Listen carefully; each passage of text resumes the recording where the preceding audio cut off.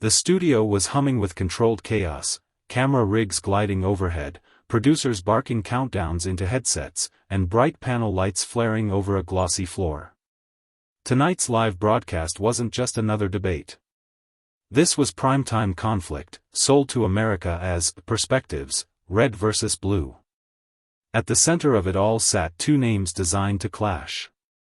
On the left, Representative Alexandria Ocasio-Cortez, progressive powerhouse, Gen Z icon, Twitter warrior, and unapologetic in her passion for change. Young, sharp, and always camera-ready, she adjusted her mic with a confident flick, heels crossed like she was settling in for sport. On the right, Senator John Kennedy, Louisiana grit, old-school wit, and as direct as a shotgun sermon. With his southern drawl and plain-spoken jabs, he didn't come to impress Hollywood. He came to tell the truth as he saw it, unfiltered and without flinching. The moderator gave the cue. Red light on. We are live. From the first exchange, sparks flew. AOC leaned forward. With all due respect, Senator, your policies don't just represent a difference of opinion. They represent a disregard for human rights, especially when it comes to women, minorities, and the climate. Kennedy didn't blink. He leaned back, resting his boots slightly apart, voice calm as still water. Congresswoman, I've heard that speech before, heck, I think I read it on your Instagram. But slogans aren't solutions. And wishful thinking isn't leadership. Gasps. A few audience members clapped. Others hissed. AOC's eyes flashed. Oh, I've got solutions, Senator. You just don't like them because they threaten your good old boy system. Kennedy smiled, almost amused. Darlin', my system was dirt floors and hard work. And I don't take lectures on fairness from someone who's never had to choose between buying gas or buying groceries. The tension tightened like a piano wire, but this wasn't the explosion. This was just the fuse being lit. The moderator's smile tightened. He glanced between them. This wasn't a debate anymore, it was a political standoff disguised as primetime television. AOC shifted forward, planting her elbows on the table. Senator, the world is burning, literally, and you're quoting folksy one-liners like that solves anything. Young people are tired of waiting. We want action. We want accountability. Kennedy leaned in too, slower, deliberate. And what, pray tell, does action look like? More government checks? More TikTok town halls? Look, I admire your passion, but the last time I checked, yelling doesn't fix roads and hashtags don't grow food. A murmur ran through the live audience. AOC's nostrils flared. What does fix things, Senator? Tax cuts for billionaires? Voting against renewable energy every chance you get? Pretending climate change is just a fad for coastal elites? Kennedy's voice didn't rise, but his tone sharpened. I don't pretend, Congresswoman. I listen to the farmers in my state whose livelihoods depend on diesel tractors, not unicorn daydreams. I vote for the people who have dirt under their nails, not blue checkmarks next to their names. That line landed hard. The moderator tried to steer things toward policy, immigration, budget reform, but the tension between Kennedy and AOC kept boiling back to the surface like a pot no one turned down. And then came the moment that shifted the room. AOC raised a photo, one of a flooded Puerto Rican neighborhood, battered by storms and neglect. Tell them your vote against climate aid was just common sense, Senator. Tell them their suffering doesn't fit your narrative. Kennedy stared at the photo. Not flinching, not blinking. Then he responded, not with sarcasm, not with spin. But with a story. Let me tell you about Ray, he said, voice softer now, a shrimp boat captain from Cameron Parish. Hurricane Laura tore his house clean off its foundation. FEMA didn't come fast. Twitter sure didn't. You know who showed up? His church. His neighbors, not a government camera crew. Real people. The crowd grew quiet. And Ray? Kennedy added, he'd give the shirt off his back to help Puerto Rico rebuild. But he'd also tell you, Washington doesn't save you. Community does. AOC paused. Just for a second. Because even her sharpest talking points weren't built to argue with that. The silence following Kennedy's story wasn't comfortable, but it was powerful. AOC adjusted the stack of papers in front of her, then leaned back slightly. Her jaw tightened. For a brief second, she wasn't just a congresswoman defending her platform, she was someone who knew the pain of being underestimated. I grew up in a Bronx apartment where black mold clung to the ceiling, she said quietly. My dad died when I was 19. My mom cleaned homes so I could go to school. Community mattered, but policy failed us. And that's why I fight. The room held its breath. Kennedy nodded, just once. I respect that. I do. But we're not here swap sob stories. We're here to decide how this country moves forward, and shouting "the system's broken" don't mean your plan won't break it worse. AOC smirked, but there was fire behind her eyes. What's broken is pretending the system works for everyone just because it worked for you. Now Kennedy leaned in again, slower this time, voice dropping to that calm, southern steel that made his opponents lean back or lean in. You think I had it easy, Congresswoman? I worked cattle in the morning and studied law at night. I've lost elections. I've buried friends who couldn't afford insulin. Don't confuse plain speech for privilege. A murmur rippled through the audience. This wasn't just red versus blue anymore. This was personal. Authentic. Raw. The moderator tried to jump in, sensing a boiling point. Let's pivot to economic strategy, Representative Ocasio-Cortez, your Green New Deal. But Kennedy cut in gently, not to interrupt, just to aim straight. You know what I think, AOC, he said, using her initials like a scalpel. You're not wrong about everything. You care. You fight. But sometimes I think you're more interested in winning the moment, than fixing the mess. She didn't blink. And sometimes, she shot back, you hide behind charm and metaphors so you don't have to face how broken the world really is. Another audible gasp from the crowd. There it was. Two blades unsheathed. And neither was backing down. The studio lights bore down like stage spotlights, hot, unforgiving, honest. What had started as a policy debate had become something deeper. Personal, ideological. Almost, spiritual. AOC's fingers tapped the desk. Measured, focused. You say I'm chasing moments, Senator, she began, her tone icy but articulate. But you've built a career out of dismissing urgency. To you, reform looks like a threat.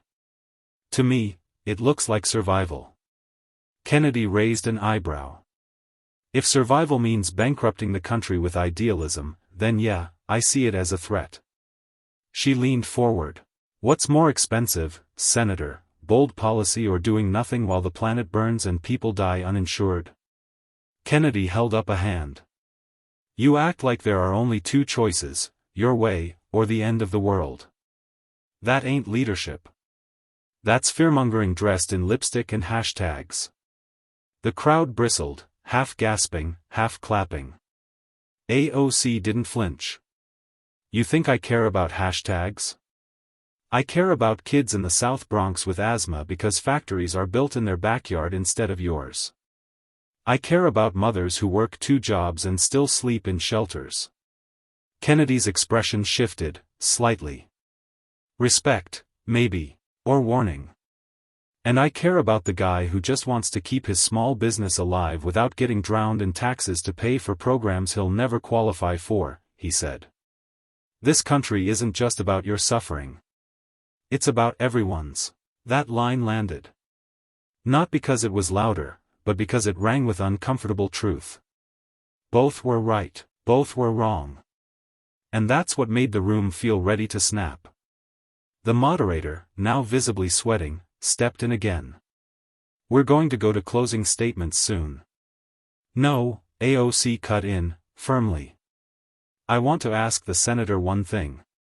She turned to Kennedy, her expression sincere now.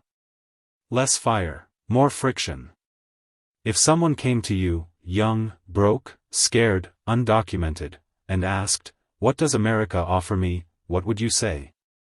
Honestly. Kennedy stared at her. Not in defiance, but in calculation. He was choosing his answer like a surgeon picks a scalpel. And when he opened his mouth, the studio went still. Senator Kennedy didn't answer right away. He let the question breathe, as if the air itself deserved a second to think. Then he spoke, low, slow, but firm. "I'd tell them," he said, "America ain't perfect. Lord knows she's made her share of messes. But she's still the only place I know where you can arrive with nothing but a busted suitcase and a prayer, and still make something of yourself if you fight like hell for it." AOC didn't blink, but something in her shoulders shifted, tense, but listening. He continued, "I've seen a broke kid from rural Louisiana become a U.S. senator. I've seen an immigrant open a bakery that kept 3 generations fed. You say the system's stacked, and sometimes, you're right. But you don't burn down the kitchen because the oven's old, you fix it. And you keep cooking." The audience reacted with a soft rumble, some claps, some thoughtful silence. Then AOC leaned in. Spoken like someone the system finally worked for, she said, quieter now, but cutting. "But you don't see the people still outside the house, still hungry, still cold, wondering why the door never opened for them." Kennedy nodded. "I see them," he said. "But I also see what happens when we promise everything for everyone, and forget who's paying the bill. We lose the country trying to save it." The moderator glanced at the control room, signaling the show was running long, but no one moved to cut the feed. "Not now." AOC took a breath. "You say I want too much," she said. "But maybe you've learned to want too little." Kennedy raised an eyebrow. "Or maybe I've learned to be grateful for what works before tearing it all down." AOC blinked hard, whether from defiance or something deeper, no one could tell. Two Americas sat across from each other. Not enemies. Not entirely. Just, unbridgeable perspectives fighting over the same wounded flag. This wasn't about winning anymore. It was about whose version of hope the crowd would carry home. The moderator finally cleared his throat. "We're entering final remarks now. 1 minute each." But the studio didn't feel like a place for closing lines. It felt like something sacred had cracked open, 2 leaders from opposite ends of the spectrum, speaking not for applause, but from somewhere that couldn't be rehearsed. AOC glanced at the camera, then back at Kennedy. "You know what I've learned," she said, her voice steady but less fiery now. "People don't need perfect politicians. They need someone who sees them. Who believes the struggle they're in isn't their fault. And who refuses to look away." She turned slightly, addressing the audience too. "I may be called radical. I may be mocked for wanting more, for everyone. But if caring about lives outside your zip code makes me extreme, then fine. I'll carry that. Proudly." Polite applause stirred. Some stood. Some sat with arms folded, respectful, but unconvinced. Then Kennedy stood. Not to dominate, but like a preacher about to speak at a funeral. "My mama used to say," he began, "there's 2 kinds of people in this world, those who curse the darkness, and those who light a candle." He looked right at AOC. "You curse the darkness better than most. I'll give you that. You're loud, relentless, and I reckon you've stirred up a whole generation." AOC tensed slightly, bracing. "But I light candles. Small ones. For small towns. For small dreams.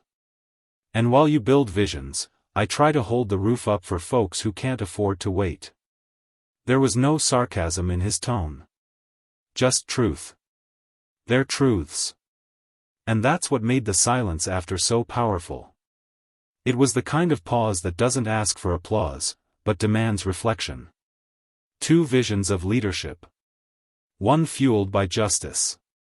The other by endurance.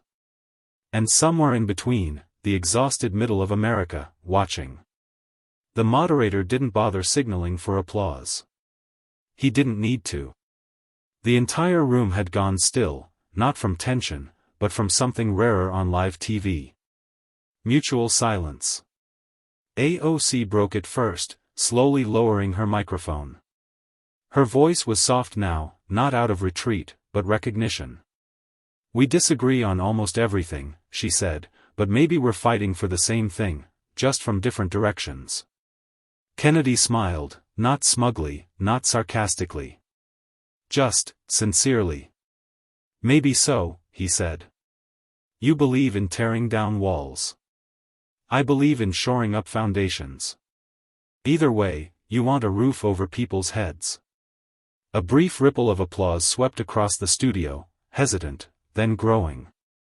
This wasn't the dramatic knockout the media hoped for. It was something rarer, a clash of conviction that didn't end in destruction. Kennedy reached into his coat pocket, pulling out a small, creased note. He glanced at it briefly, then tucked it away. It wasn't a prop. It was real. Probably something from a constituent. A reminder. "I'm never gonna agree with you on most of your bills," he added, looking at AOC. "But I'll walk into a hurricane with you if it means saving people." She gave a short nod. "Fair enough," she replied. "Just, try not to throw the climate report out the window while we're in the storm." That earned a soft laugh, even from Kennedy. The cameras stayed rolling, but the fireworks had faded. What was left wasn't anger. It was clarity. Kennedy represented grit. AOC represented urgency. Both were imperfect vessels for imperfect times. But in that moment, they weren't caricatures. They were people. Two very different Americans. Trying, in their own way, to save the same nation. The show went off-air minutes later, but no one moved. Cameras stopped rolling. Producers whispered. Even the studio crew paused, staring not at the set, but at what had just happened there.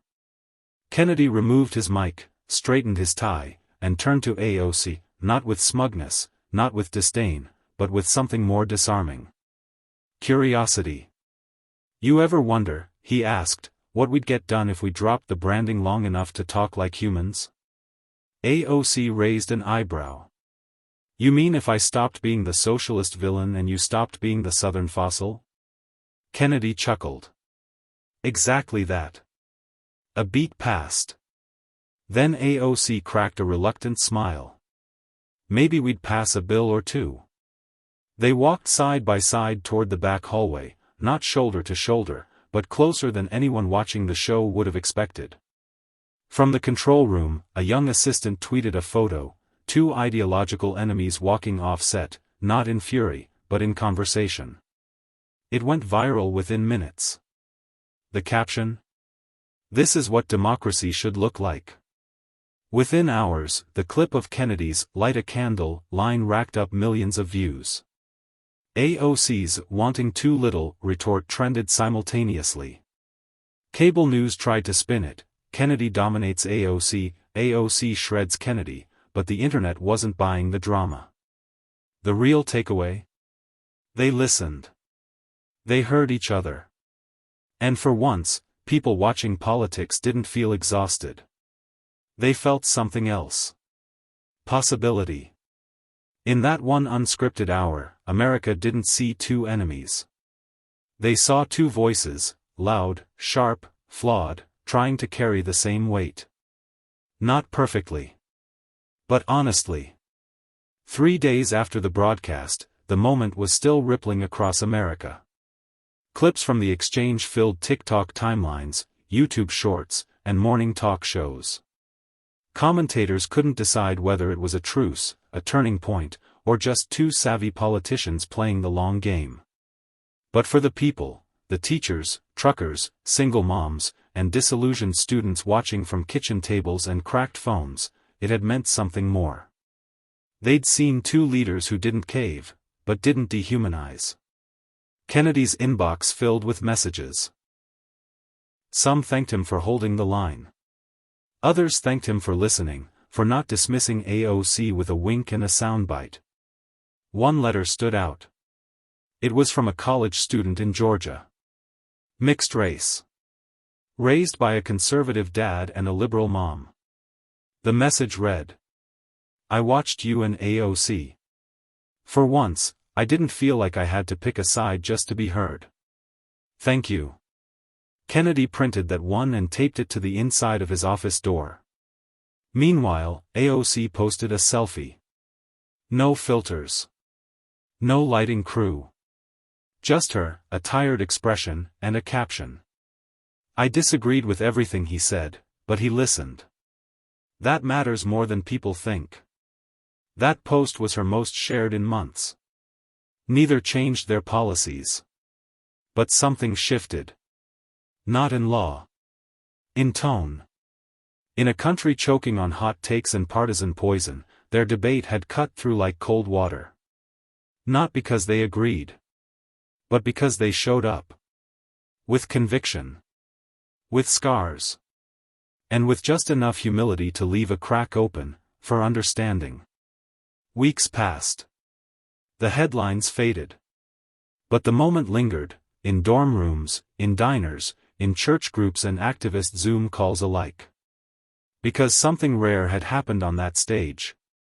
Two people had fought. Hard. But they had listened harder. Kennedy returned to Louisiana, where the air was thick with humidity and history. At a town hall in Baton Rouge, an elderly black veteran stood up and said, "I ain't ever voted for you, Senator. But I saw that show. And for the first time, I believed you meant what you said." Kennedy shook his hand and replied, "Sir, meaning it don't count for much unless I follow through. Hold me to it." Meanwhile, in Queens, AOC stood in front of a mural painted by local teens. It featured her on one side, Kennedy on the other. Between them, a cracked American flag sewn together with red and blue thread. Underneath, different voices. Same fight. She stared at it for a long time. Did she trust him now? No. But she respected that he had shown up with more than talking points. And maybe, just maybe, the real enemy wasn't people like Kennedy. Maybe it was the silence between. The apathy. The refusal to even try. Back in D.C., a reporter asked Kennedy offhandedly, "Would you ever debate her again?" He looked up from his notebook and smiled. "Any day she wants. But next time," he added, "she's buying the coffee." America chuckled. And for just a second. They imagined a country where disagreement didn't mean destruction. Where a Southern senator and a progressive Firebrand could throw verbal punches, then shake hands and get back to work. And maybe, just maybe, that second was enough to plant something. Not policy. Not perfection. But hope. Sometimes, it's not about who wins the argument. It's about who dares to stand in the fire, and still reach across it. Kennedy and AOC didn't agree on much. But in their clash, they reminded a divided nation of something rare. Courage doesn't always roar. Sometimes, it simply listens.